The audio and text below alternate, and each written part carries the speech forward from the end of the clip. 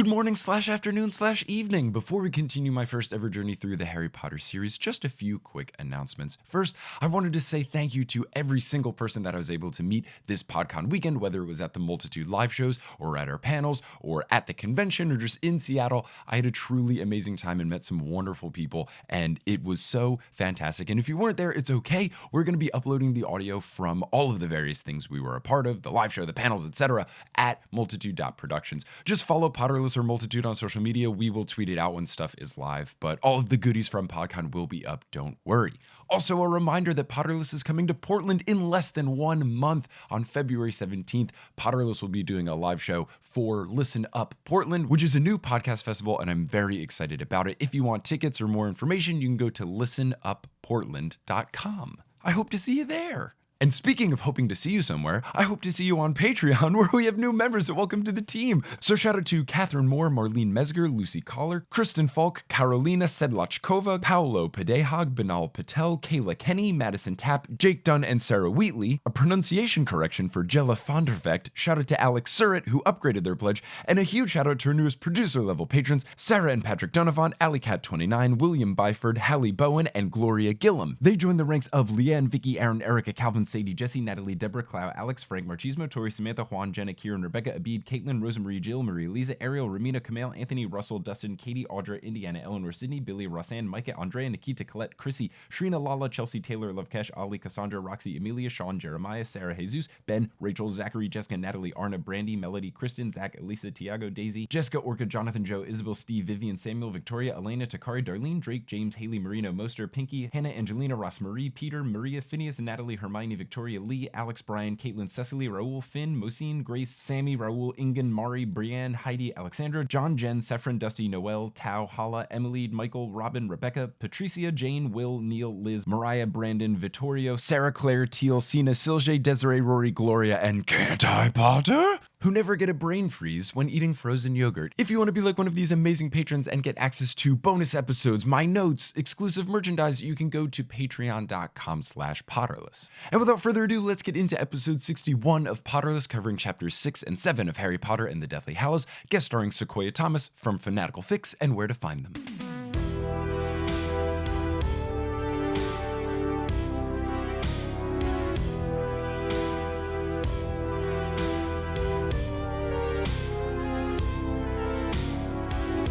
Hello, Internet, and welcome back to another episode of Potterless, the tale of a grown man reading a series of children's novels for the very first time. My name is Mike Schubert. I'm that grown man, and I am here joined by a fellow Harry Potter podcast host. She is one of the co-hosts of Fanatical Fics and Where to Find Them. It's Sequoia Thomas. Sequoia, how's it going? Oh, it's going great. I'm so stoked to be here. Oh, I'm excited to have you. A while back, I was on Fanatical Fics, and we read a very interesting fan fiction where Harry was in love with Voldemort, and that wasn't the biggest plot twist. No. So that says a whole lot.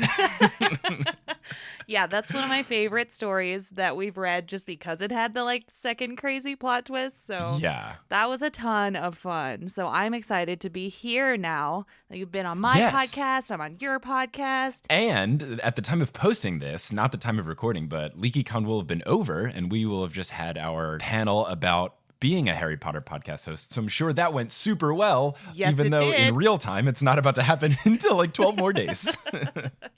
Yes. But I'm looking forward to it. I'm sure it was fabulous. I'm sure we have changed the landscape of the Harry Potter universe as we speak. Absolutely. Yes. So one thing before we get started, first off, what is your Harry Potter house? Okay, I am a Slytherin. Uh-huh.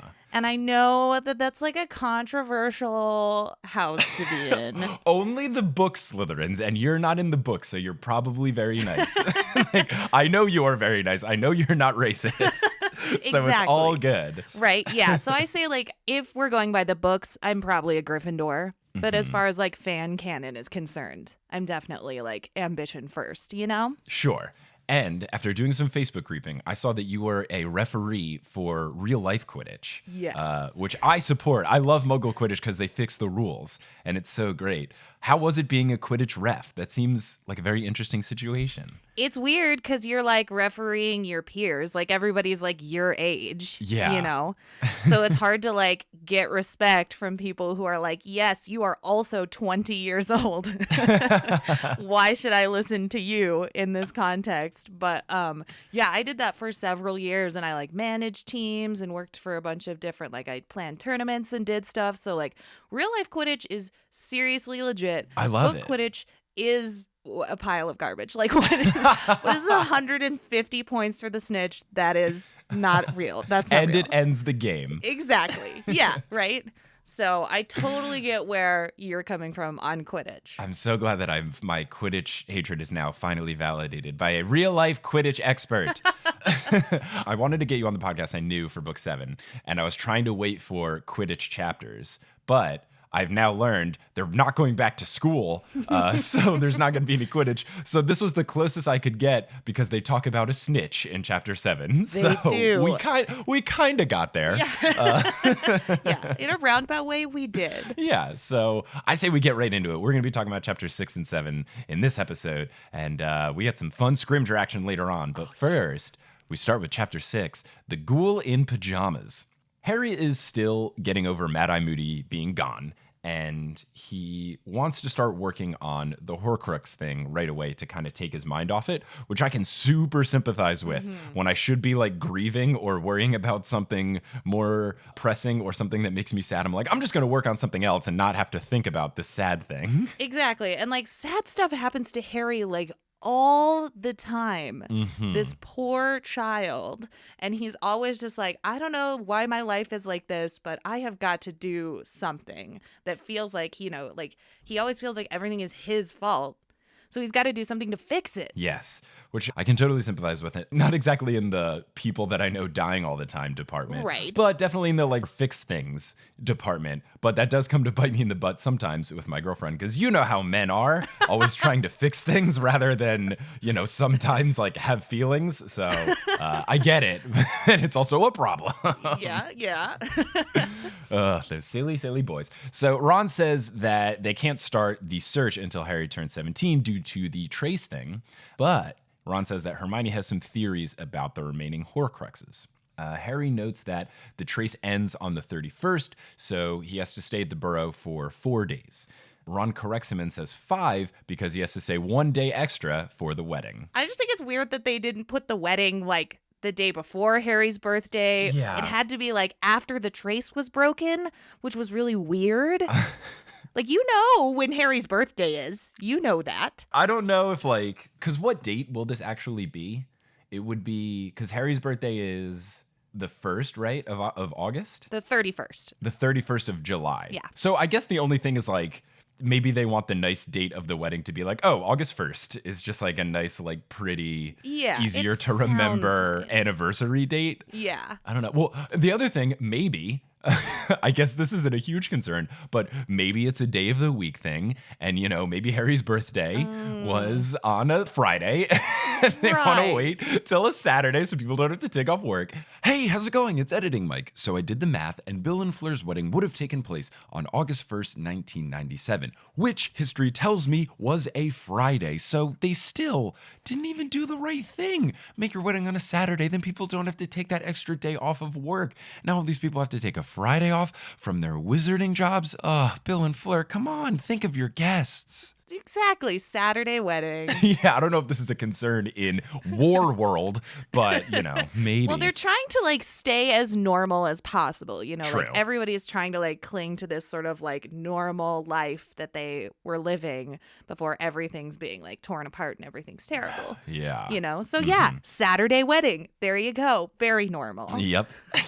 So Harry's mad because he thinks that time is crucial. But like, dude, it's a day. Like, you're waiting a day for the equivalent of your brother to get married. Like, I think you can cool it for 24 hours. But he's the chosen one. Of course he is. He's Harry Potter. He's Harry. So Ron tells Harry that a lot of people have tried to get it out of Ron what their mission is. They've tried this for Hermione as well. And though others have kind of dropped it while they have refused, Molly is not dropping it. Molly does not want to let it go and keeps trying to get it out of them what they're trying to do. And that seems like Molly's being the only sane one. Yes, it really seems like more people should be more concerned. Yeah, every other adult has been like, yes, you 3 17-year-old children go off on some kind of like a very dangerous adventure that was assigned to you by a person who is now gone and cannot help you. Yeah. You know? Mm-hmm. But like, that's fine. You go do that. And Molly's just like, no,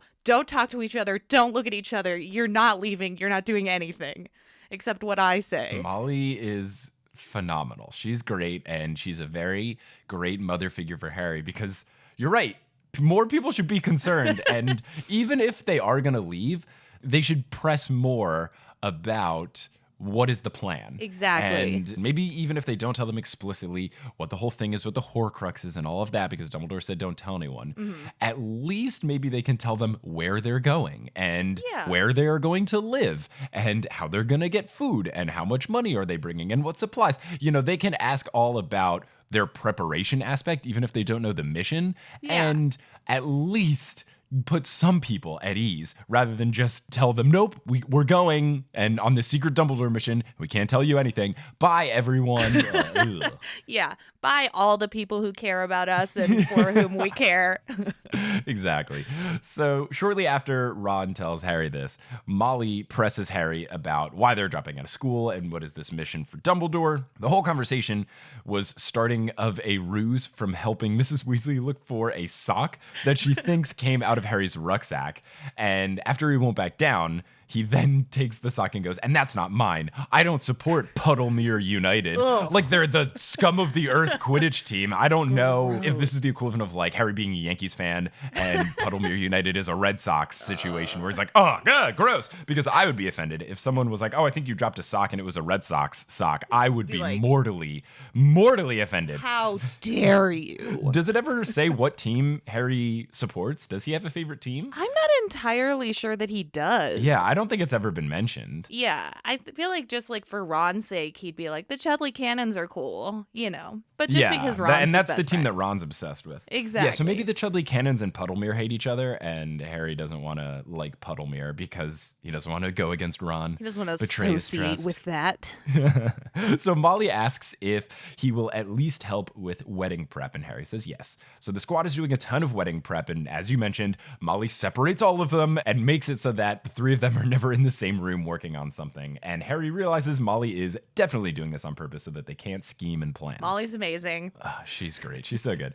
Ginny So also good. has the same thought and talks to Harry about it. And he asks, well, what is this going to accomplish? Does Molly think that someone else is going to kill Voldemort in the meantime? Oh, man. And Ginny goes, oh, that's what you're doing. And Harry goes, no, I was kidding. Which, great poker face by Harry Potter. He's so good at lying. He's so smooth. Harry then realizes that this is the first time that he and Ginny have been alone since he's gotten to the burrow. And of course, before anything can come of this, a bunch of the Order bursts in, and that's the end of this special moment. So the Burrow is the new headquarters for the Order because with the death of Dumbledore, all of the Order are now the secret keepers of the location of Grimmauld Place. So there's more opportunities for someone to get broken down and then they find the secret location. So they go to the Burrow instead. Does the Burrow have something where the Death Eaters don't know where it is? Because my whole thing is I feel like this is a bad headquarters. It feels like a very obvious place. It also feels like a really obvious place to me, but I think that what they're assuming is that their decoys and their enchantments and stuff are just gonna like help with that. Okay. Because I would assume that the Ministry knows where Arthur lives. Yes. Because he works there. Exactly. Like, of course they know where he lives. They talk a lot about having like a series of enchantments. There's just like too many to count around this house. Yeah, so maybe it's a situation where if we're going to hide somewhere, they can probably know any place that we will hide. We might as well pick the place that's got the most defenses up. So let's put them all around the burrow. Because my understanding of the burrow is that it's kind of like a house in the middle of nowhere. So maybe it's easier to put a whole bunch of stuff, whereas Grimmauld Place is a house that is in between two houses. So I don't know how much protection you can put on it, whereas maybe the burrow, they can just enchant like every tree that's on their property to have something in it. Yeah, I would think so. Cool. So Mad Eye set up curses against Snape returning to Grimmauld Place, though. So that is good. Bill and Lupin were unable to retrieve Mad Eye's body, which is not good because they want to have some sort of funeral or ceremony for him. The Ministry has said nothing, and they also have not pressed charges on Harry because they know that they would then have to admit that Voldemort caused the attack. So it's, God, the Ministry just back on their bullshit. The Ministry as is usual. Awful. And like, I can only imagine the Daily Prophet is just like running articles like, gardening tips for the summer, and like some bullshit where it's just like, don't look over here, don't look at that, look at this, look at this.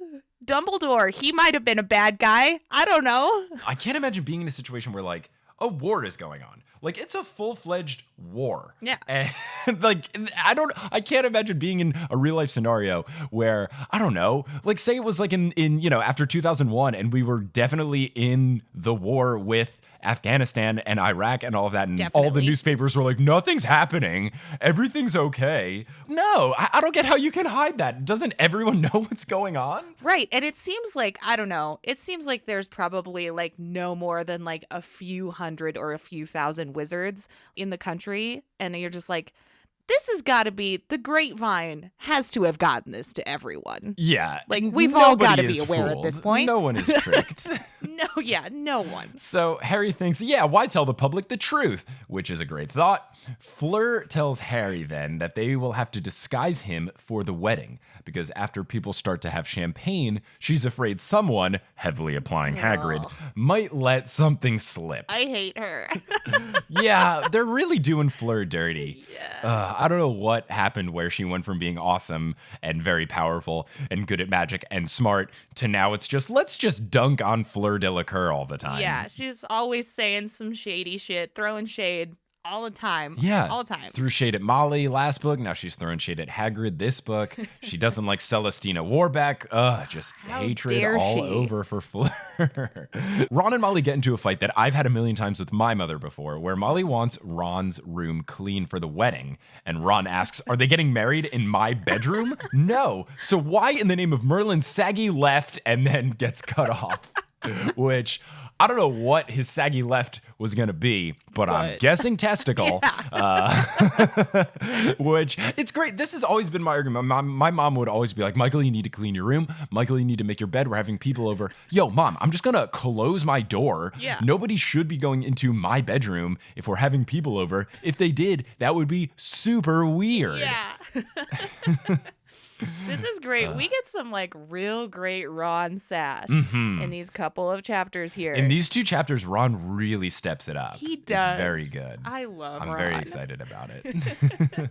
So Arthur tells Harry that Ted Tonks sent the remnants of the motorcycle back, and Arthur is going to work on fixing it up, which has me very excited because this makes me think that there will be a return of the motorcycle, and it's going to be bigger and badder and have more gadgets, which I love. I really hope it comes back. I also love that he's just keeps being like, I'm going to work on this when I have time.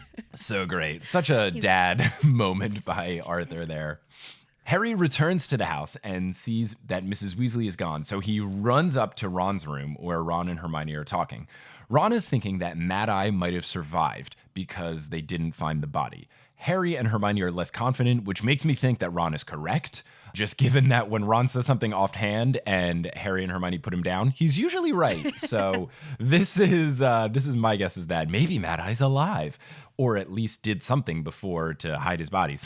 I think something is up. So Harry and Ron then theorize that they might not have been able to find the body because the Death Eaters transfigured it a la turning Barty Crouch into a bone. And Hermione gets spooked thinking about this. Ron then comforts her, puts his arm around her, pulls out a dirty handkerchief, which he cleans with Tarrago, which, I want to do Tarrago instead of doing laundry. Are you kidding me? That's incredible. Oh my goodness. The amount of time I would save. I need it. So she starts crying and Ron cheers her up by asking, you know what he'd say right now? And then Hermione goes, constant vigilance, which is, it's adorable. Oh, I love it's so good. I love it. I love it. I love that Mad Eye has that catchphrase. And the thing is, we don't know that Mad Eye actually would say this because the only person that said constant vigilance was fake Mad Eye. Yeah. So we just have to take it that Barty Crouch Jr. knew that Mad Eye Moody said this a lot. That he just we don't actually did his research. Yeah.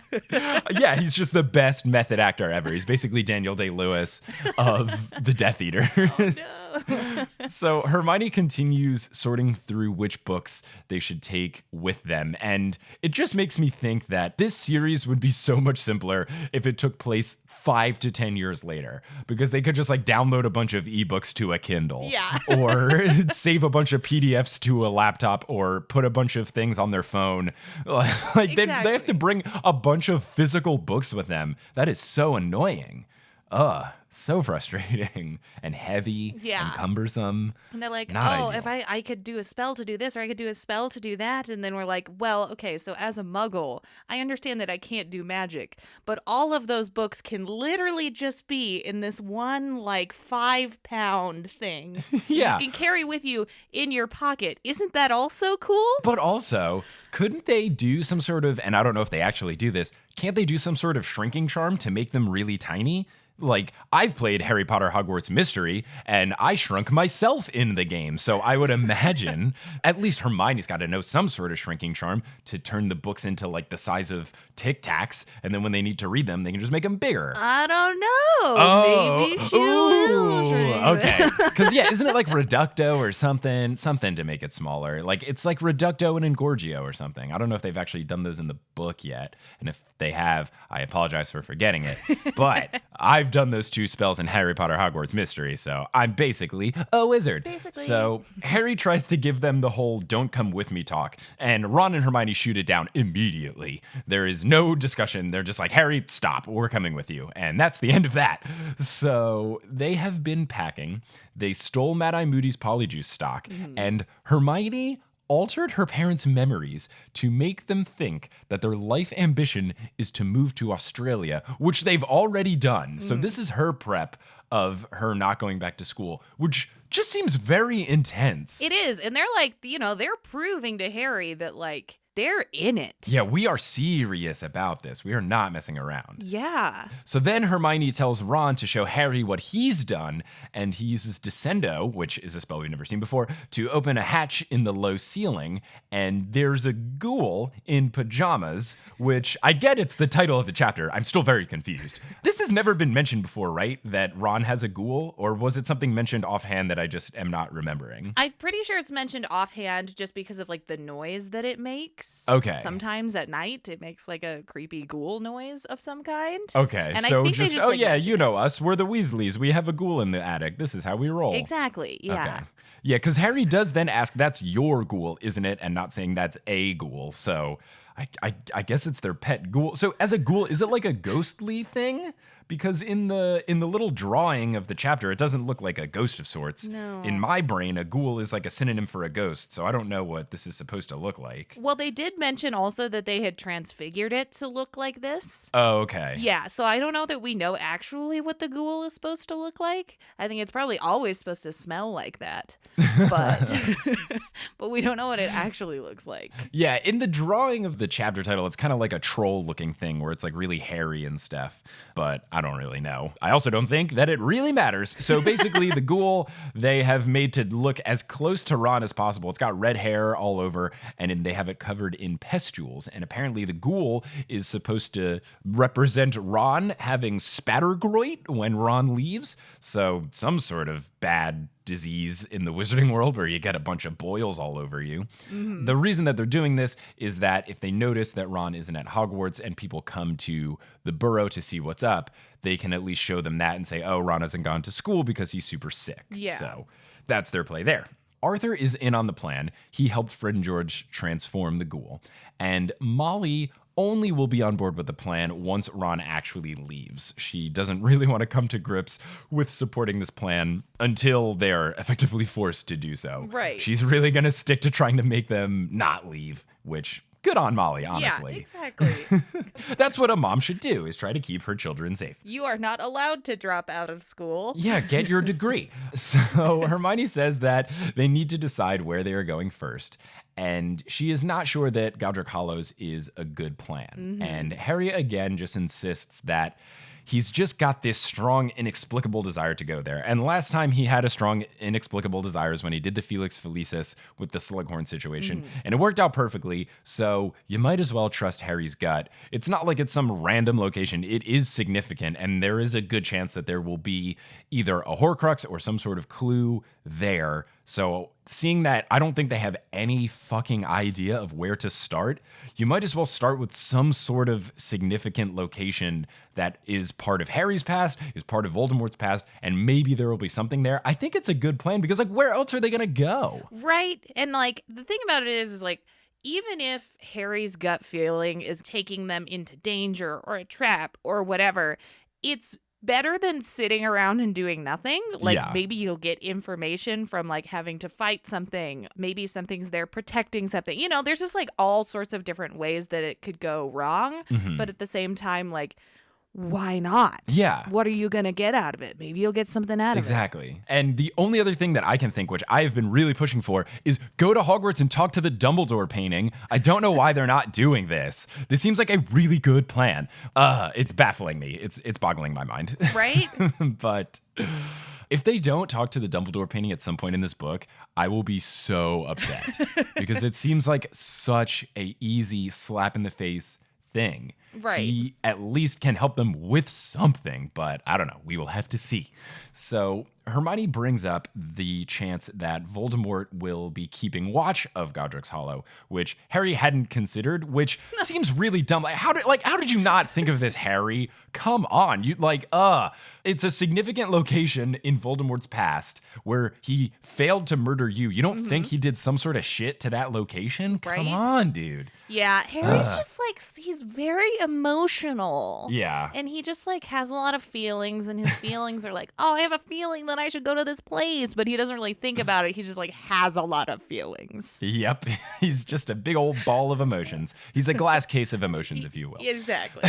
So Ron brings up RAB again, which is definitely Regulus Black, but well, no, they haven't talked about this yet. It's so obvious. So they're saying that there's a chance that RAB did in fact destroy the Horcrux, as the note said that their plan was at the end. And Ron asks how they would even destroy a Horcrux if and when they find one. And Hermione says that she has been doing research. She said that she just did Accio to get the removed books out of Dumbledore's office into her dorm after the funeral, and it worked, which is brilliant. Yeah. It's so good. Just be like, Accio, stuff I'm not supposed to have. Oh, whoa. Look at this book.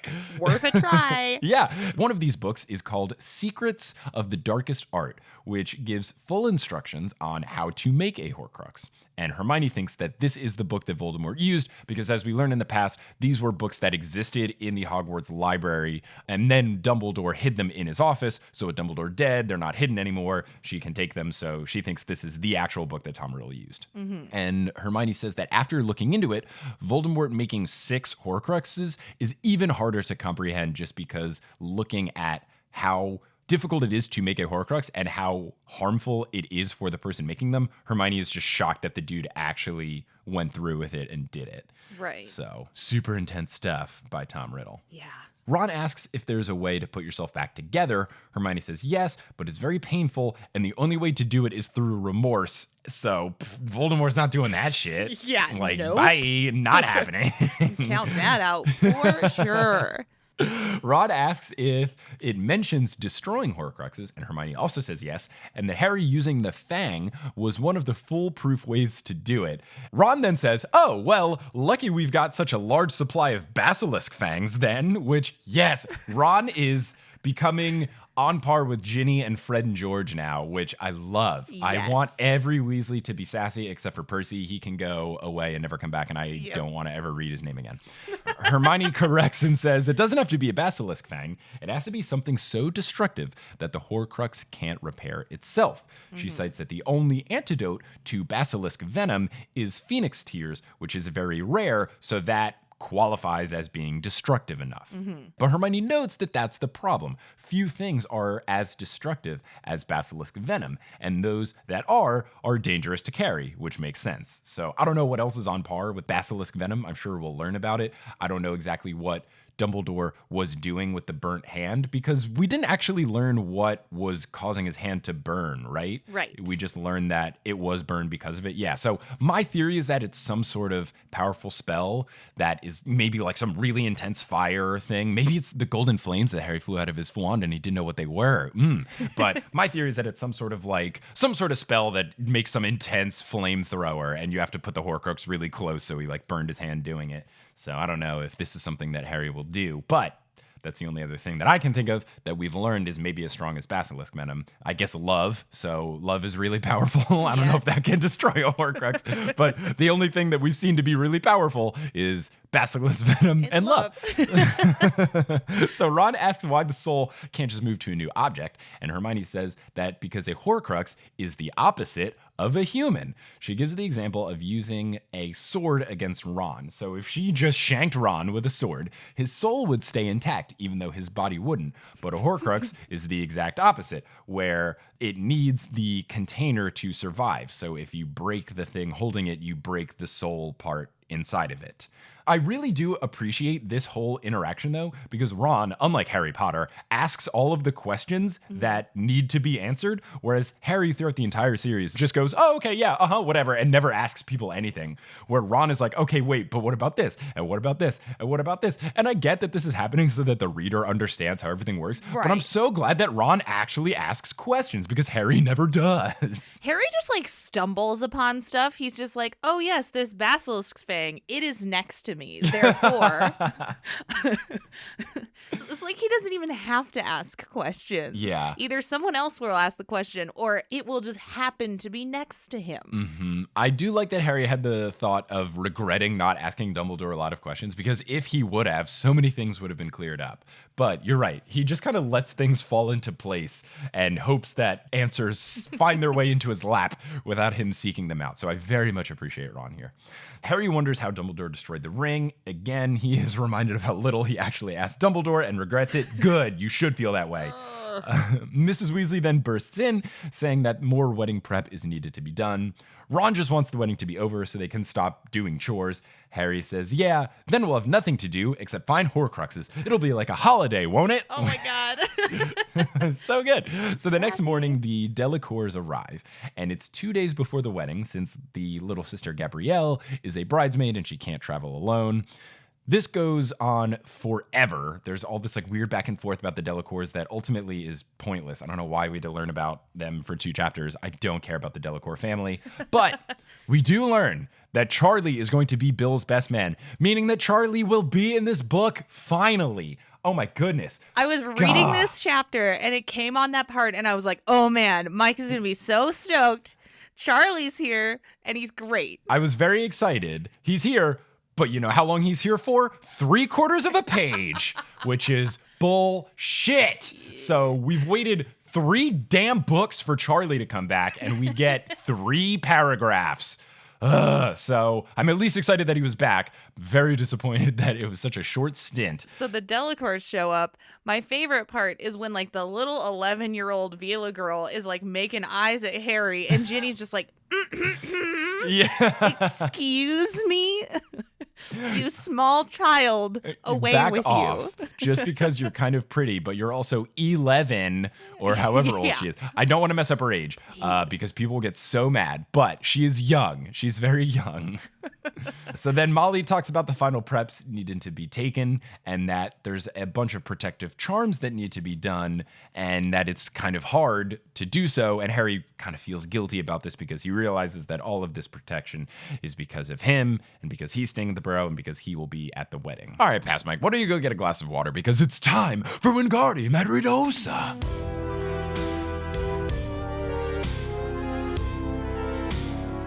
Today's episode of Potterless is brought to you by Care of. Look, it's 2019. It's the new year. It's the new you. You're trying to be healthy. You're trying to get all your vitamins and minerals in there. And even with your new diet, you're not getting all the stuff that you need. Don't you just wish that someone could take care of that for you? Well, that's where Care of comes into play. Care of is a monthly subscription vitamin service that delivers completely personalized vitamin and supplement packs right to your door. With Care of, you can build a vitamin routine that's made just for you and your health goals. You take a quick and simple online quiz which helps identify your goals, whether you need heart health or brain health or skin health or bone health, whatever it may be. It'll ask about your diet, goals, lifestyle, and at the end you'll have a personal, scientifically backed vitamin and supplement recommendation. Your personal box comes with individual packs for your daily multivitamins, and it's super easy. You can just grab a pack, throw it in your bag, throw it in your purse, whatever. Very simple. And a portion of every sale goes towards the Good Plus Foundation, which provides expectant mothers in need with valuable prenatal vitamins. I just received my first box from Care of, and it is great. The quiz was so simple, and now I have some supplements that I'm having a hard time getting in New York City in the winter, for example, like vitamin D. I don't see the sun a whole lot, so it's nice for me to get that because it's not so easy to get it in my regular diet. So it's great, and I'm glad that I can be a little bit healthier. So you can get a very special New Year's offer for 50% off your first month of personalized Care of vitamins. Go to takecareof.com and enter code Potterless50. Again, just for the new year, the new offer that they have, you can get 50% off your first month of Care of vitamins if you go to takecareof.com and enter code Potterless50 at checkout. And now you can start taking care of yourself today. Today's episode of Potterless is brought to you by Stitch Fix. Look, you just went through a whole bunch of shopping for other people at the holidays. Now you've gone through a bunch of returning things that you didn't want from the gifts you got over the holidays. The last thing you want to do is go to a mall or a store and deal with people and dressing rooms and lines and all these shenanigans just to get new clothes. Well, that's where Stitch Fix comes into play. Stitch Fix is an online personalized stylist that hooks you up with great clothes depending on whatever you are going for. Look, let's say you move to New York City and you're wildly unprepared for how cold it is and you need to get new outerwear. You can write that in Stitch Fix. So go to stitchfix.com/Potterless, create your account, fill out the survey, which talks about all your different fashion preferences, the types of clothes you like to wear, the style of clothes, the colors of clothes, etc. And then when you're setting up your first box, you can write a personalized note to your personalized stylist, a real human being, not an algorithm, that is going to take your answers and your note into account and send you a box that is perfect for you. Kelly is about to get a new box from Stitch Fix. She's very excited. She was like a kid in a candy store filling out the quiz and saying exactly what she wants. And we're really excited because when I've gotten boxes from Stitch Fix, they have been absolutely perfect and accurate and exactly what I was looking for. And we know the same is going to happen for Kelly. And Potterless listeners can get 25% off your order when you keep your entire box if you create your account at stitchfix.com/Potterless. So go there, make an account, be as detailed as you can so that your box is perfect and you won't have to send anything back. But if you do have to send anything back, they have prepaid envelopes to return it. All you got to do is drop it off at a post office or a blue box or whatever. Super simple. Again, stitchfix.com/Potterless and get the clothes that you need today.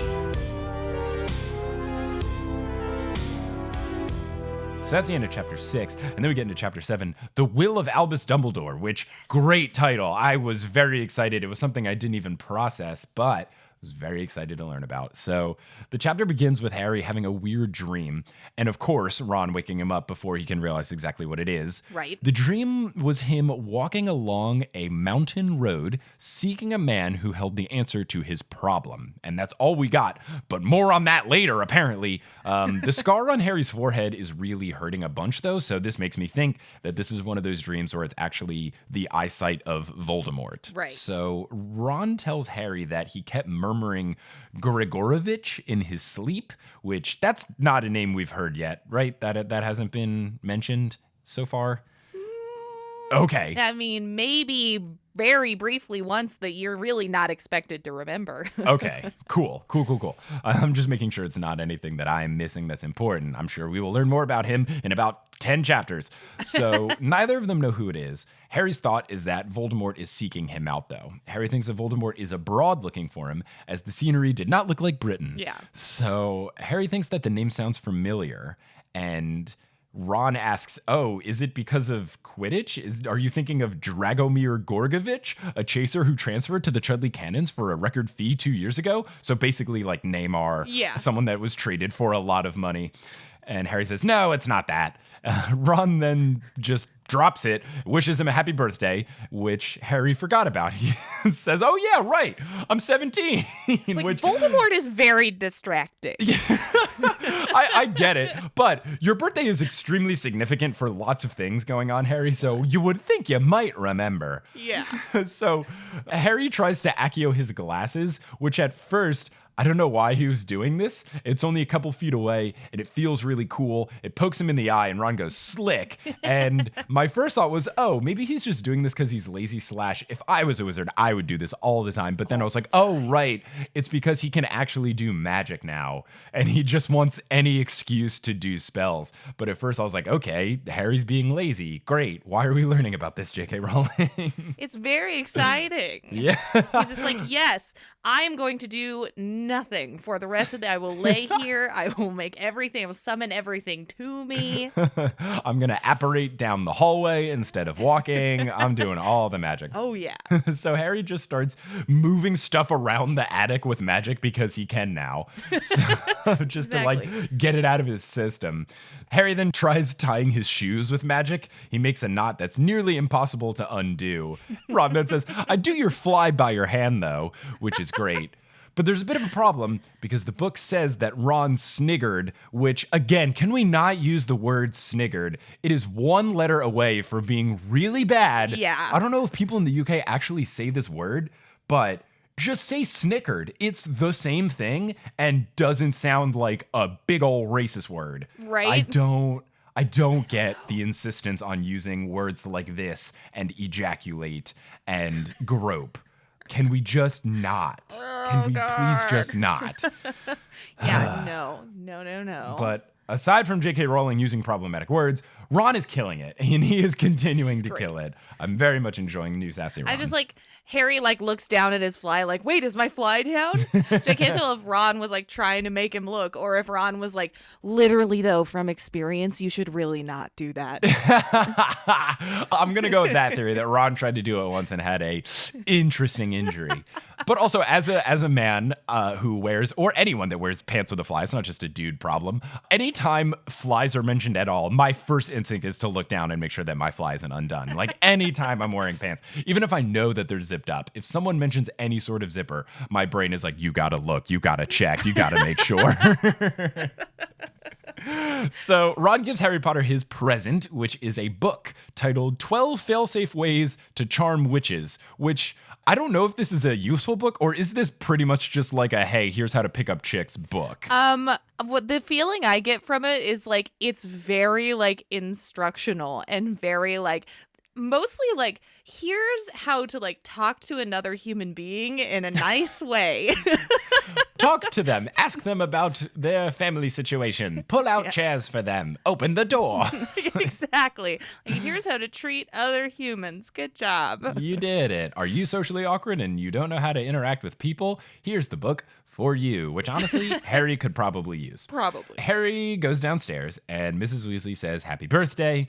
And happy birthday on behalf of Mr. Weasley, who is currently at work. The present that they have given them is a watch with gold stars circling around instead of hands, which is really cool. Mm-hmm. It's similar to the one that they gave Ron for his 17th birthday because that's just a traditional type of gift that you give to a wizard when they turn 17. Mm-hmm. Harry loves the gift, gives her a big hug, while she is trying to downplay the watch, saying, oh, it's a hand-me-down from her brother, which makes it way better, honestly. Yeah. Because we know that all of her brothers were, like, tragically murdered by Death Eaters, right? Yes. I believe so. So it's definitely sad, but also, I don't know, I think it's cooler to have a watch that's a hand-me-down rather than just, oh, hey, I bought you a watch from a store. Yeah. Here's a watch that was from my brother who was a really good wizard. Hell yeah, I totally love that. And it seems like this is like traditionally the gift that you get from your parents, you Yeah, know? exactly. And it just is like there's nobody there to give it to him except for them. And it wouldn't even matter if it was a hand-me-down or if it was new or if it was whatever. It's just the fact that they did. Yeah, it's just the symbolism behind a parent-like figure giving you this type of gift. It doesn't matter if the watch is crappy or whatever. And honestly, it's probably like a cool vintage watch. Like, it's probably got a cool old school vibe to it. So I'm all about it. So Hermione comes down, says happy birthday, and gives him a new sneakoscope, which honestly seems like kind of a shitty gift. I don't know how hard it is to get sneakoscopes, but it seems like something you can just get at Wizard Target. It doesn't seem like, it's like, oh, cool, thanks, Hermione. I don't know. Yeah. I don't know. Maybe she thinks it'll be useful. Yeah, on it's their definitely trip or useful. something. Which is like a very Hermione thing to do. Like, I'm going to get a gift.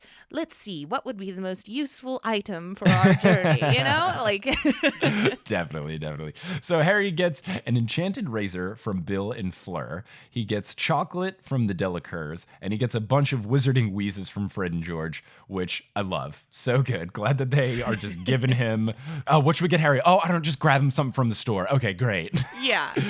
No thought in it. He basically prepaid for everything in that store anyway. Yep, he did. It's all his. So Ginny asks Harry to come to her room, which, ooh, spicy.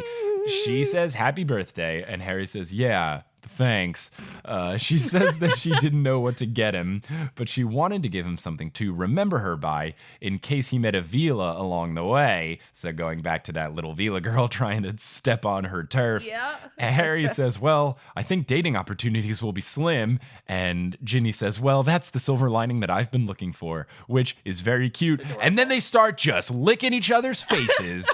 Big old makeout session. Get it? So, of course, Ron then walks in on them while they're sucking face. And this makes Harry come back down to earth and realize why he did the whole superhero breakup in the first place. And then just awkwardly says, I'll see you later, and then leaves, which makes me very upset. He should have already started reading his book about the 12 ways. Yep. Gotta know what's up. Clearly hasn't cracked that book open yet. Ron is upset at Harry because he broke up with her and then now is snogging her. And he says that Ginny took it really hard and he doesn't want to get her hopes up. So this is a much better older brother approach by Ron. Much better than when he was just yelling at her for making out with Dean in the secret passageway. This is something that actually makes sense and Ron has good intentions here. Right. So I support this big brother moment by him because it actually has meaning behind it. For sure. And I think that's like one of the reasons why Hermione, this whole conversation is just like standing in the background being like, everything's going to be okay. Because she's like, I can't really disagree with what he's saying. Yep. It's pretty valid. Totally. Harry starts to say, it's not like we're going to get married, but then he envisions her marrying someone else, and he gets really sad because her future is free, and all he can think of is that his future is Voldemort. So I'm also assuming he doesn't want to come to grips with the idea of her getting with someone else. Right. Not just thinking about having to kill the devil. Right. I would like to imagine that like he's having this like, oh no, Ginny is walking down the aisle and there's another man, and then it's immediately followed by him at the end of an aisle watching Voldemort walk down the aisle towards him. Oh no. That's a fanfic I'm sure exists. Oh yeah, for sure. So then Ron says, if you keep groping her every chance you get, and here's where I have a big problem, because J.K. Rowling kept using the word groping to talk about just grabbing for something, and everybody on Twitter was trying to tell me this, no, she just means searching around for something. Groping's not a problematic word, but clearly Ron is using groping here to talk about actual groping. Yes. So it's got to be one or the other, JK. Either you're going to use groping as a synonym for feeling just for stuff non-sexually, or you're using grope, like clearly J.K. Rowling knows how the word groping is meant to be intended. Oh, for if sure. she uses it in this sentence. So why are you using it when you say Harry is groping in his backpack? Like, no. Geez. Word choice. Words geez. mean things. Anyway, Harry says that it won't happen again, which is a lie. Yeah. That's not happening. They're going to totally make out soon. And then Ron says, right, then, well, that's Yeah, which, boom, nailed it. Killing it, Good Ron. job, Ron. So here we go. The moment we've all been waiting for. Charlie Weasley then arrives, and I was so excited, but we don't get a whole lot of information. I was very excited to cherish these pages, but I didn't even get a full page. Yeah. So they have the birthday dinner with great decorations, and we learn absolutely nothing about Charlie, except for that he is there, and that his hair is shaggy, and that Molly Weasley wants to give him a haircut. Now, we get more Charlie later, but not much more. Yeah. This was like 2 sentences. Later on, we get 2 paragraphs. Ooh. So Hermione made a bunch of purple and gold decorations for the birthday dinner. Ron compliments them, saying that she's got a knack for this sort of thing, which she enjoys but is also surprised by because this is not something that Ron would normally do. And Harry thinks, Ron has definitely been reading 12 Ways to Charm a Witch, and compliments must be chapter 1. Which is just great. It's just like how to be nice to people. Yeah, how to be a civil human being is compliment them when they do good things. So Harry gets inspired by this and kind of shoots a smirk at Ginny, but then quickly remembers what happened 2 pages ago and then decides, oh, right, I can't do this, so he drops it. Mrs. Weasley, we learned, baked Harry a giant snitch-shaped cake, which seems really difficult because a snitch is a sphere with wings. Yeah. I don't know how. She's got to be a really good baker. That cannot have been easy to prepare. Right? And Harry's like, don't make a big fuss about my birthday. Everything's fine. And I was like, it's Mrs. Weasley. Yeah, she's going above and gonna beyond. do it. Yeah. She seems like she needs to be on the Great British Bake Off because that seems real tough. So, so Harry notes that Tonks looks absolutely radiant, but Lupin looks very sad. And then there's no other mention of this until a little bit later when Lupin leaves the party very abruptly. So Hagrid is also there in a hairy suit, which doesn't sound comfortable or appealing. It sounds ugly and itchy. I love it. I love it. It's making a return is my favorite part. It's a great moment. Hagrid then gives Harry his gift, which is a moke skin, which at first I thought it was Moleskine, like those notebooks. And I was like, oh, cool. He gave him a notebook. Tight. But no, he gave him a moke skin, which is way cooler, which is this thing that you wear around your neck. And when you put something into it, only the owner can take it out, which seems like this will prove very useful later on. This seems like a great gift. And I love that Hagrid, who doesn't know about this plan, just happened to give Harry probably the most useful thing on his journey that they have yet. Oh, yeah. Whereas the other two, Ron and Hermione, got him gifts that are okay. Like Ron's is not useful at all. No, it's not useful in any way. Like, where on your search for Horcruxes is Harry going to use this information? And you won't let him use it on your sister. Right? Seems very silly. What's the point? This is where we get the 3/4 of the page about Charlie Weasley, because Hagrid sees Charlie and calls him over, says, oh, Charlie's here. I love Charlie. Come on over. So we learn that Mrs. Weasley did give Charlie the haircut. And we learn that Charlie is shorter than Ron, but Ron is the tallest Weasley, so that's not that impressive. But Charlie is described as, quote, thick set with burns and scratches all up his muscly arms. So Charlie is thick, as we have learned. It is confirmed that Charlie is ripped and he is thick with 2 C's.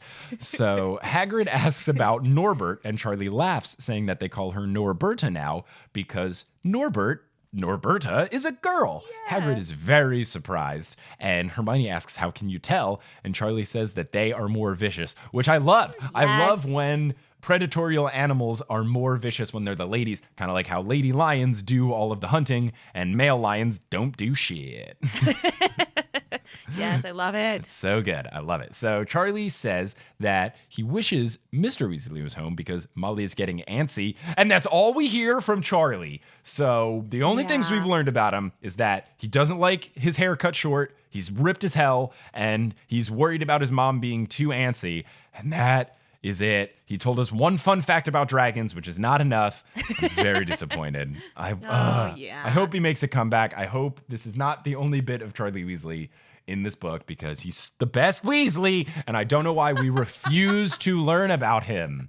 We were having a conversation on our podcast the other day about, like, who's the hottest Weasley? Charlie, no question. And I said, I was like, is it Charlie? And then we were like, oh, I think we're supposed to think it's Bill. But then we decided on Ginny in the end. Ooh, yeah. I was like, it's probably Ginny. But like Charlie, I feel like is probably a front runner. He like works with dragons. Right? That's pretty hot. The thing with Charlie, yeah, like if you're going with physical looks, I think the books have said that Bill is the most attractive. And if you've played Harry Potter Hogwarts Mystery, Bill is hot as fuck.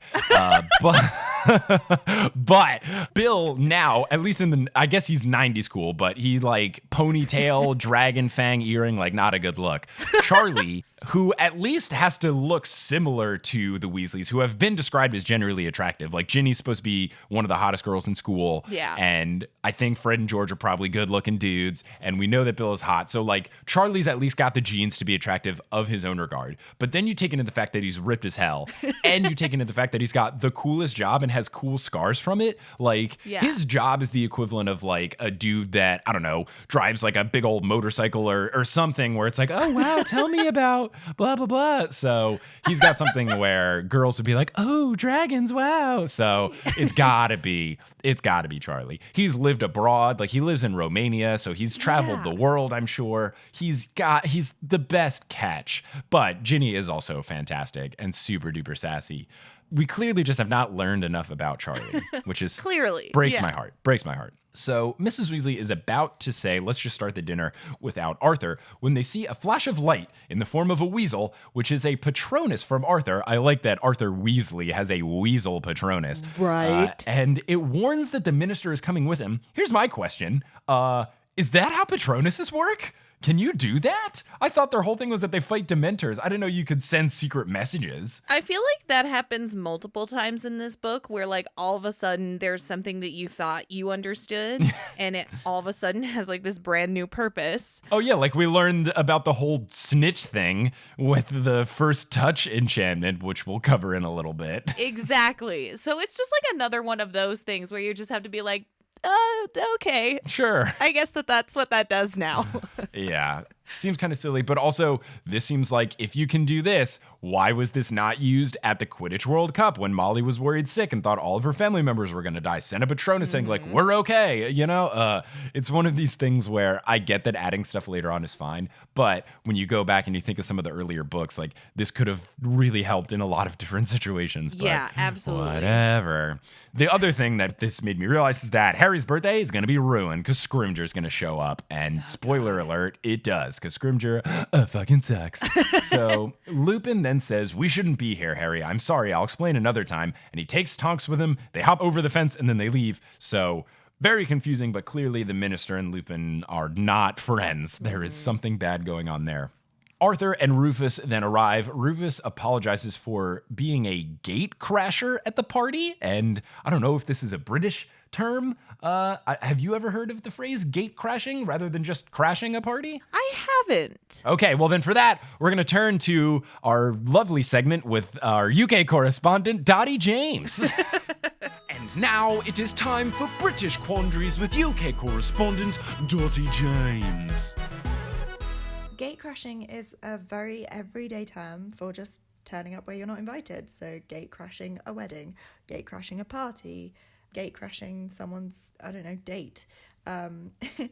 It's pretty popular. There's even a song about it by mid-2000s band Busted called Crash the Wedding. It's really good. That was really, really popular. It's just a really popular term. Yeah, it's for showing up somewhere you're not invited. This has been British Quandaries with UK correspondent Dottie James. Wow, look at that. We learned so many things.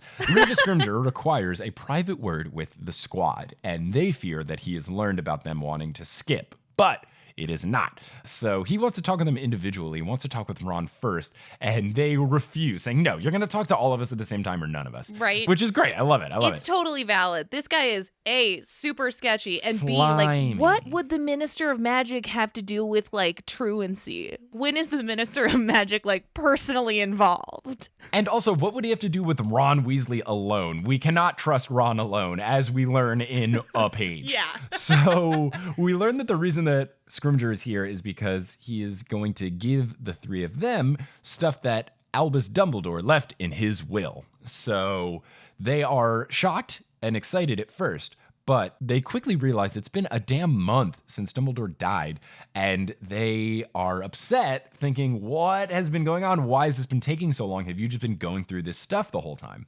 Scrimgeour says yes, that they have, but he cites that they are allowed to do so under the decree for justifiable confiscation. But Hermione pulls a Marshall from How I Met Your Mother and says lawyered, saying that that was put in place to stop the passing on of dark artifacts. Do you really think Dumbledore left us dark artifacts? Rufin asks if she is going to pursue a career in magical law, and Hermione says no, because she wants to do some good in the world. Beep, beep, beep, beep, wrap your horn. You're just like, so Harry Potter is my best friend. He's the chosen one. I can literally say anything I want to the Minister of Magic. This guy sucks. And also, apparently, I know way more about magical law than I have any business knowing. That's the thing, is like the amount of reading that Hermione has done, she could probably go to med school or law school because she's probably already read every book for those, just because she just loves learning. Just because she's already read every book. Every book, except for Beetle the Bard, apparently. Yeah. So Harry asks if they're only giving them the gifts now because they can't think of a pretense to keep them, and Hermione, again, lawyers up and says no, because the law states that they can't keep it past 30 days or 31 days unless they deem the items to be dangerous. So Scrimgeour asks Ron if he and Dumbledore were close, and Ron says no, and Hermione shoots him the death look of what the hell are you doing? And then they backtrack it successfully. Successfully. Enough. They get it. They get the job done. The will says, quote, to Ron Bilious Weasley. Here's my question. Is Bill Weasley's name Bilious Weasley? Does William not exist in the wizarding world? They're Bilious? No, Ron has his middle name from like his uncle or something. His first name is Bilious. Okay. And I don't know that Bill's first name is Bilious, but I think it'd be really weird to name one of your kids one thing and then give that as a middle name to another one of your kids. But I don't know. Yeah. There's a lot of them. The thing is, they have so many kids that they're just running out of family names. Yeah. Because clearly the only middle name that can matter in the Harry Potter universe, and this is how my family is, but I know not every family is like this, but every middle name that we know of is someone that's related to you, with Tom Marvolo Riddle, or at least someone that's important to you because, you know, Albus Severus Potter, which Snape's gotta have to big fucking 180 to get Harry Potter's kid's middle name. There was a great meme that was posted in Potterless's Facebook group that has spoilers. Someone posted it there, but then Kelly told me, oh no, actually it doesn't have any spoilers. And the joke is something that like Harry goes to heaven and he sees all of, you know, James and Sirius and all them, and they're all giving him the cold shoulder. And he's like, what's going on, guys? Like, I don't get it. What's the big deal? I saved the world. Why are you guys not proud of me? And then Sirius just turns to him and goes, you named your kid after Snivelus? Which... So good. I so love good. that. Love a good meme. So yeah, if you want to get some spicy memes, go to the Potterless Fancy private group, and then you can even join the Potterless Fancy spoiler included fancy private group. Lots of good funny memes and jokes posted there. In the will, it says that to Ron Bilious Weasley, I leave my Deluminator. And here we go. Strap in, everybody. Time. We have been waiting for this moment for months. Now, here is why I still stand by that it's the Put Outer, and JK realized it's a dumb, stupid name and is just trying to pull one over on us, because there is no mention anywhere of Harry saying, oh, I thought it was called the Put Outer, or Dumbledore nicknaming it the Put Outer, or anyone saying that an alternate name for the Deluminator is the Put Outer. The other thing, we learned that the Deluminator was invented by Dumbledore, and it's the only one. To our knowledge, there aren't a bunch of Deluminators out there. Right. So it's not like the Put Outer is something made by someone else, and that's a brand name or whatever. There's no mention of it being a synonym or whatever. It's just, it's the Deluminator, and it's always been. And in book 1, I don't know who you think the narrator is, whether you think it's Harry or you think it's a Muggle or whatever. But in book 1, it's called the Put Outer. And in book 5, when Harry is definitely 100% the narrator, it's called the Put Outer. Yes. So we've got 2 different narrators, whatever you want to put into perspective, calling it the Put Outer. And now we've got it just like, oh yeah, it's the Deluminator with no other mention? That's some fucking bullshit. It's the Put Outer. J.K. Rowling just thought of a better name for it 7 books into the series. 6 books later, she realized, oh, Put Outer's a stupid fucking name, which it is, but commit, double down, call it the Put Outer, keep it the Put Outer. Don't be a coward, J.K. Rowling. So here's my theory. Here's what I have to say about this. Okay. Now, what if Dumbledore, he like invents this thing, he calls it the put outer. He thinks he's very witty, whatever. He's having a great time. And then he's writing his will and he's like, "Oh shit. I can't call this the put outer in my will. I got to come up with a new name for this. This is terrible." But the one what surprises me is that clearly in book 5 with Harry being the narrator, Harry thinks that it is called the put outer. Yes. So if this was like a real moment and it says Deluminator, if this was honest and genuine, Harry would have said, "Oh, I thought that thing was called the put outer." Even if you want to change the name of it and you want to retcon JK and you want to make it so you don't sound so stupid to call something the put outer, throw in one sentence where Harry goes, "Oh, I thought that thing was called the put outer, my bad." And then Hermione could say something like, "Oh, people call it that as like a joke," kind of like how you can call a remote control for the TV a remote control, or some people call it a clicker. Like I grew up in the Northeast and in New Jersey, we all call them clickers, and I've never met another person outside of New Jersey that calls the remote a clicker. Nope, never heard that. Right? So it's like you could at least come up with some excuse to make it some sort of like regional thing or a nickname thing or whatever. You could justify it in some way, but J.K. Rowling doesn't. So this confirms to me that she was like, fuck, put outer such a dumb name. Why did I do this? This is so dumb. And we'll get into it later. I have a bigger problem is that Harry, in a couple sentences, just calls it the Deluminator, which totally then confirms my theory that Harry does not think it's called the put outer. So everybody just stop, okay? Like, it's okay that she came up with a better name later, but let's all just admit this is what it is. It's J.K. Rowling coming up with a better name and trying to pull one over on us and hoping that we won't remember the dumbest name of anything ever. Then we go on to the second gift, which is for Hermione. Dumbledore left his copy of Tales of Beetle the Bard, and this better have some sort of use later because it seems like a book she could just get, on Wizard Barnes & Noble. So Scrimgeour asks if they have any sort of secret code. She says no, and if the Ministry couldn't find it after 31 days, I bet I can't either. So then we go on to Harry, and Dumbledore left the first snitch which Harry ever caught in a Quidditch match at Hogwarts. And I'm glad there's no actual Quidditch in this book, or at least I hope not. I don't think there will be. I hope the duel between Voldemort and Harry in the big final moment is them playing one-on-one Quidditch. Like, I hope that's not what happens. But I thought I was so close to escaping Quidditch when they said, "Oh, we're not going back to school." And I was like, they ain't going back to school. Oh, shit, they ain't going to play Quidditch. But I can't escape you. Never. You tricky demon. So my first thought for all of these is this is kind of underwhelming. And then the very next quote is, Harry could not help feeling a definite sense of anticlimax, which, Yeah. Rufus asks Harry why his cake is in the shape of a snitch. Hermione, quote, laughs derisively, saying, "Oh, it can't be a reference to the fact that Harry's a great seeker. That's way too obvious. There must be a secret message from Dumbledore hidden in the icing." Hermione is so good in this whole conversation because She's great. She's taking this like anti-authority thing to a whole other level. She has no patience for people that she doesn't respect. No. And she clearly does not respect Scrimgeour. It's amazing. It's very good. It's very, very good. So Scrimgeour says, "No, I don't think there's anything in the icing, but a snitch would be a good hiding place for a small object. You know why, I'm sure." And Hermione says, because they have flesh memories. Harry and Ron, as well as everyone else reading this book, goes, "What?" And something that has now been defined for snitches is that they carry an enchantment by which it can identify the first human to lay their hands on it in case of a disputed capture. Now, this, I have to admit, is a pretty cool feature and makes sense so that, if anything happens in the match, it can be clear of who actually caught it. That is very good. It's like a photo finish type thing. But, yup, this has definitely been a thing that I didn't think of a month ago. I thought about this when I was in that bar and I planned everything out. Look, it's me, J.K. Rowling. It's the Deluminator. Don't read the first and fifth book. So Scrimgeour thinks that Dumbledore enchanted it so that it would only open for Harry. And Scrimgeour then makes Harry take it and try to open it in front of him. Harry does, but nothing happens. And then Harry says, "Well, that was dramatic."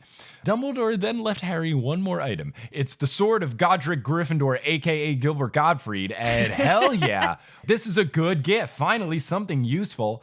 But Not so great, because Rufus does not want to give it to him because it is a historical artifact, and he cites some BS about how it technically belongs to any strong Gryffindor, so it's not necessarily Dumbledore's to give away, which is a bunch of bullshit. It's very silly. I think it would be funny if he's like, here, Harry, you can have this thing. It's for you. And Harry's holding it for like 5 seconds and all of a sudden it disappears because like somebody 20 miles away was like, man, I could really use this sort of Godric Gryffindor right now.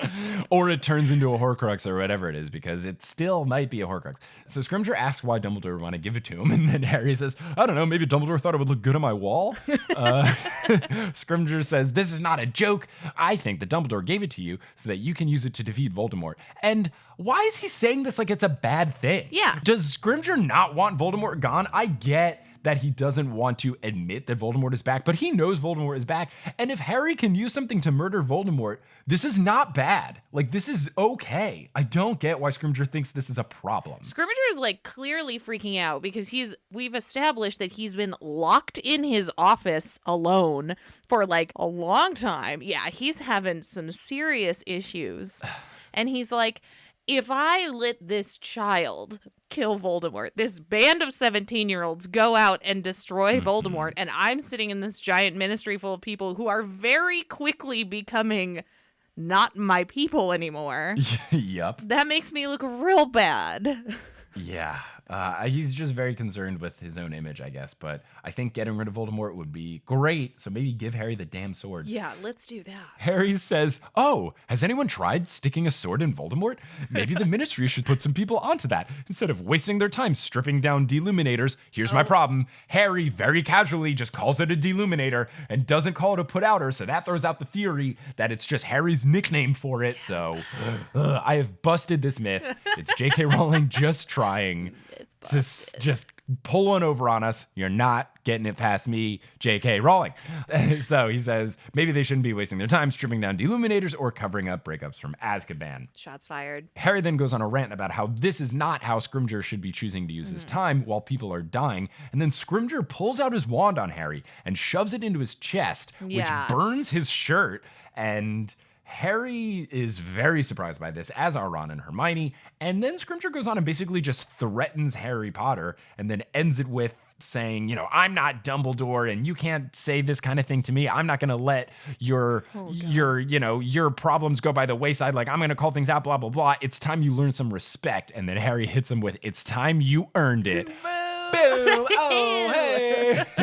So good. Yeah. Scrimgeour is like very clearly losing it, you know? Oh, he's unraveling quickly. I like understand that, like, yeah, throw shade at this dude because he's like clearly like condoning fake news and like being awful. Mm-hmm. But also, like, it's not good if the Minister of Magic is falling apart while people around him are like trying to kill him. Yeah. It's only hastening the whole situation, you know? Mm-hmm. So they're like, get the hell away from me. We clearly have some work to do that you are not, like, you cannot get done. You're not ready for this. Go back to your office and do some stuff. We got this. Close the door. Try not to die.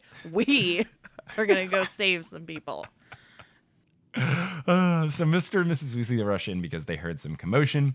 Scrimgeour says that he doesn't like Harry's attitude, and Harry says he doesn't like his methods, remember? And he shows him a scar on his hand again. And this is something I forgot to talk about in the episode with Danny. I just must have skipped over it in my notes. But when Scrimgeour in the previous book came for Christmas and talked with Harry and tried to get it out of him, like where Dumbledore's been going and what Dumbledore's been doing, part of the argument was Harry showing the scars, basically saying, like, the Ministry did this to me. Yeah. Fuck the Ministry. And he used it as justification just to, like, not hold anything back from Scrimgeour and just tell the truth because the scar says I must not tell lies. So again, Harry goes here like, look, I'm not holding anything back. I'm going to just be complete straight up with my hatred for you. And here's the proof. Fuck off. I'm Harry Potter. You suck. And that's how he does it. He eventually leaves and the squad goes down for dinner and everyone waited for them before they ate, which is great. But then Arthur notes, we're very hungry. So they scoff down the food and then they move on to the cake and then everybody leaves. Good old birthday dinner for Harry. So that night, the squad then meets in the attic. Harry puts all of his most valuable things inside of the Mokeskin. Yes. And they throw on Muffliato, and they try to figure out what is up with these shitty Dumbledore gifts. So they start with the put outer, not the Deluminator, and there is no luck. So they try the book, no luck, and then they start to think about the snitch. Hermione says she was sure something would happen when Harry grabbed it, but Harry reminds her, which I totally forgot, that he caught it in his mouth during the first game, so it wouldn't respond to his hand. Yep. So he presses it to his mouth, and then there is writing on it that shows in Dumbledore's handwriting that says, "I opened at the close," which, dude, don't write in a code. Are you kidding me? Like, give some, like, give very explicit instructions, Dumbledore. This is classic, like, Puppetmaster Dumbledore shit. It's so stupid. Well, like, you can't make an excuse for it because he gave it to Harry in his will. He knew that he was going to be dead. Like, Right? he knew that he was not going to be able to assist with decrypting what was happening. He was just like, here, I've left you all these puzzles. Yeah, it's like if he was playing Password or any of those games where you just had to give one clue to get someone to guess something. And he was like, all right, I've got the best clue ever. I open at the close. And then all of your team just goes, what? Are you kidding me, Albus? What the fuck is that? Like, it's a horrible clue. And then you just have to sit there as the little hourglass goes for a full minute when you have no idea what's going on. And we learned that this is horrible because the three of them have no idea what it means. Yeah. You've put a secret enchantment on an item that you know that Rufus is not going to be able to figure out. And you're trusting someone in the squad to figure out that Harry has to put it in his mouth. And you got to know that they're not going to do this in front of Scrimger. Yes. You've done enough things to make it secret. You don't have to put "I open at the close." Like, come on. It makes me very, very upset. So they don't get the code, of course, and they wonder why Dumbledore didn't just give Harry the sword, thinking that he had to know the Ministry would want to keep it and wouldn't want to give it over. So my thought here is that Dumbledore probably did it on purpose. I don't know exactly why, but there is the chance that it is got a Horcrux in it, even though, you know, Harry used it for good to defeat the Basilisk. So maybe Dumbledore did it so that the Ministry would have it, but then we know the Ministry is being taken over by the Death Eaters, so maybe that's not good. Like, I don't know what, but I definitely think that it was intentional. I don't think it was Dumbledore slipping up. Right. We will see what the actual intentions is, but I think that Dumbledore definitely put this in place on purpose so that they could retrieve it later, or so that it can be used against the Death Eaters or Voldemort or something. But I think it is no accident that the Ministry has it and Dumbledore knows it. Hermione says that she's never heard of Beetle the Bard, and Ron says, you're kidding, right? It's a kid's book. And we get a great come off it moment when Hermione makes fun of Ron. He starts listing off the titles of stories that are within it. And one of them, he says, yeah, like Babbity Rabbity and Her Cackling Stump. And Hermione goes, what was that last one? He goes, oh, come off it, which is my favorite Britishism that they say. And Hermione has to remind Ron that her and Harry have never heard of this book because they were brought up by Muggles, Yeah. which makes sense. She then says, we heard stories like Snow White and Cinderella. And Ron says, what's that, an illness? So is this a salmonella joke? I love it. Like, I love that line. so good.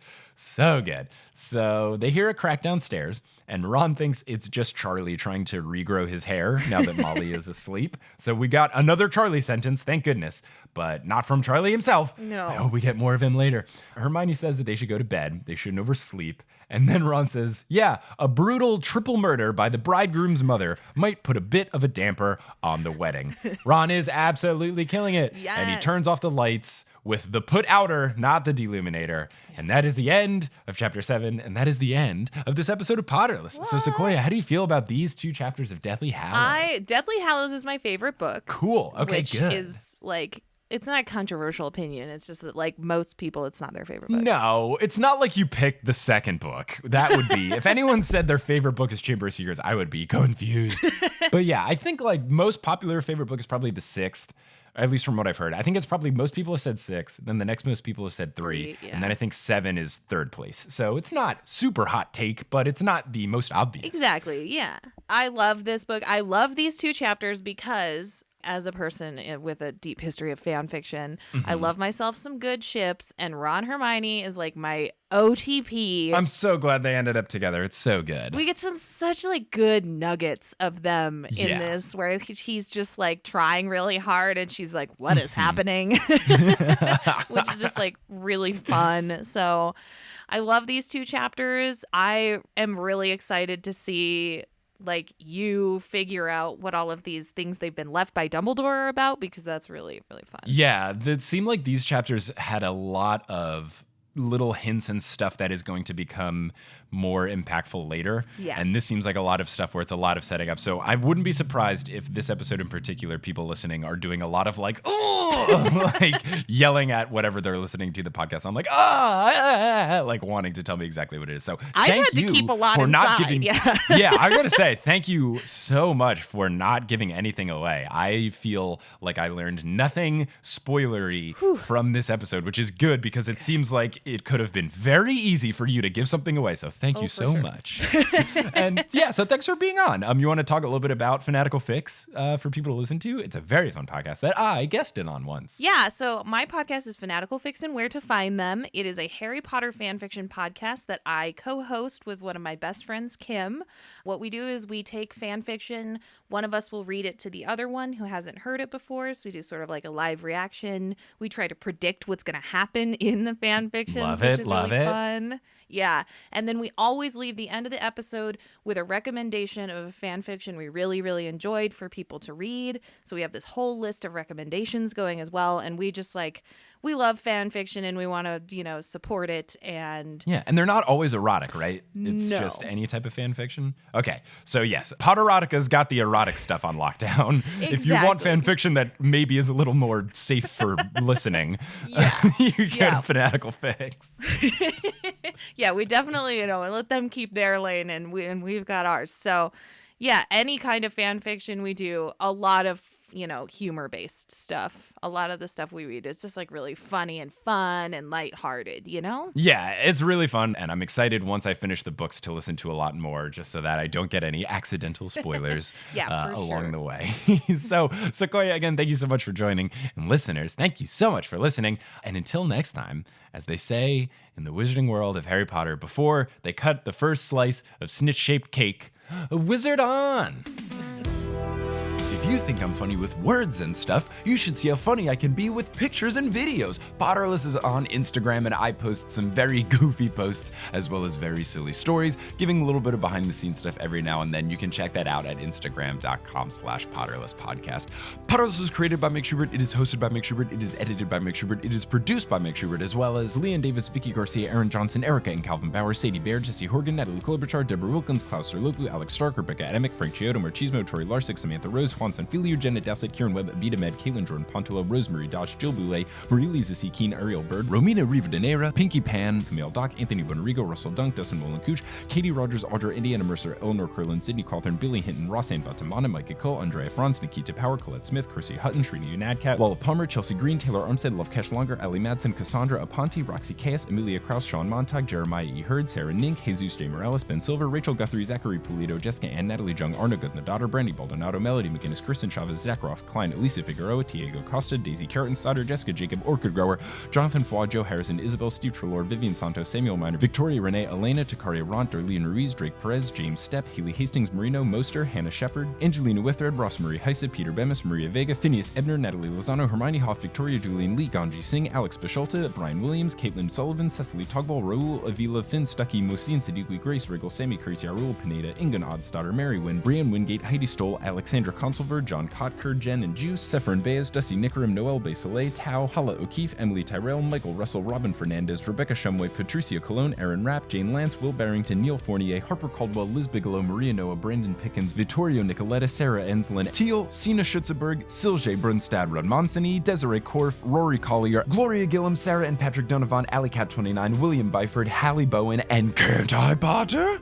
Web design by Kelly Beckman, and the music is by Bettina Campamanes. If you want to find us on social media, you can go to facebook.com/Potterless, twitter.com/PotterlessPod, and instagram.com/PotterlessPodcast, or reddit.com/r/Potterless. For more information on the show, you can go to potterlesspodcast.com, and for bonus content, you can go to patreon.com/Potterless. Thank you so much for listening, and until next time, as they say in the wizarding world of Harry Potter, a wizard on!